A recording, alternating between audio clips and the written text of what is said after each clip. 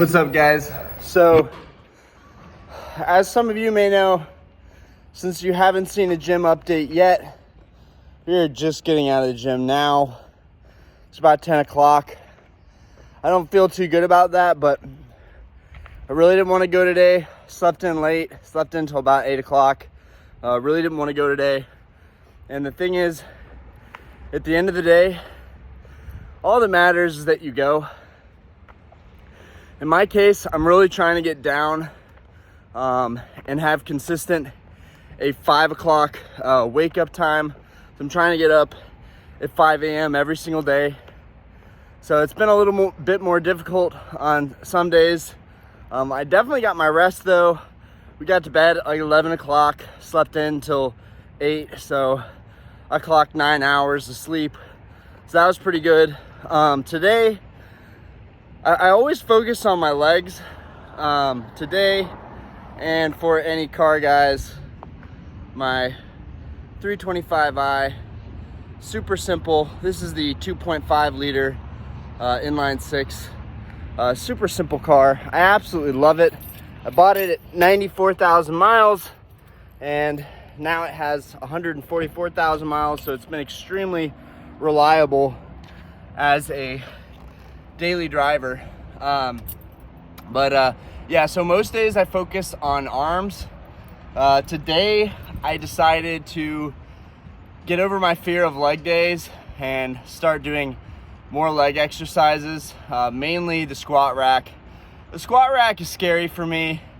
You know, a lot of people really can injure themselves really badly on the squat rack. When you're messing around with you know, heavy weight in your back, you can really mess up your back. I was supposed to do a dead hang at the end of my workout.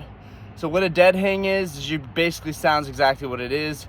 You're hanging from a bar and you're just letting your body weight loose, and that helps kind of realign your back. And there's people that believe in doing that consecutively and eventually getting to a point where you can just hang there. I thought it was like not that big of a deal, and then I tried hanging with my body weight and realized that I was in for a treat because I could not hold or handle my body weight. My fingers felt like they were gonna rip off after like 10 seconds. So I have a whole new respect for people that can dead hang for a really long period of time. But with the squat rack, and I should have been more careful today. I was doing like 280 on the leg press and just like 130 on the squat rack, but I shouldn't have even been doing 130 on the squat rack. I weigh about 170. You should be able to squat at least, I think it's double your body weight. So I should be able to squat like 340 or maybe 300 or maybe 1.5 your body weight. Maybe something like that is more realistic. But I started with 45s and I shouldn't have even done that. I should have started with 10s, 20s, gotten my form down. This is really how I think people should be getting into doing their leg days and squatting. So I should follow that advice. I don't even follow my own advice. But it's really dangerous. I can feel just slight tingle in my back, just a tiny little pinch. It's definitely nothing that I'll notice. It's just I'm conscious that it's there. And that's exactly why I should have done the dead hang. When I get home, I'll probably lay down and let my back flatten out. That's what my dad's done my whole life, and it's helped my dad a lot with his back problems. But you got to watch out for that stuff, because you throw out your back, you tear something, and you're going to be out of the gym for weeks, months. 2 years ago, when I was kind of just working out, you know, just a little bit here and there. 2 years ago, I'll bring it in here. 2 years ago, I was doing an excessive amount of heavy squats that I shouldn't have been doing, and doing pull-ups a lot, and I tore both my shoulders and my back like within the same day. It's pretty pathetic. And I was out of the gym for like a month, maybe 2 months, because it just hurt there. It hurt in my back, it hurt in my shoulders all the time. And the same thing happened with my wrists. I was lifting way too heavy of weights, freehand dumbbells, and they were way too heavy. and I ended up like throwing out my wrist, and today it's fine. But I remember at the time, for months, maybe even a year, it was sore. If I moved it in any certain direction, it was sore. If you ever experienced these things where you just like, you feel like you popped something or broke something or fractured something, but it's light enough that you can deal with the pain, more than likely it'll just take a long time to heal up. This is not medical advice, but I'm just saying in my case, everything is healed. So now I'm very careful. I want to build a really good foundation for working out daily.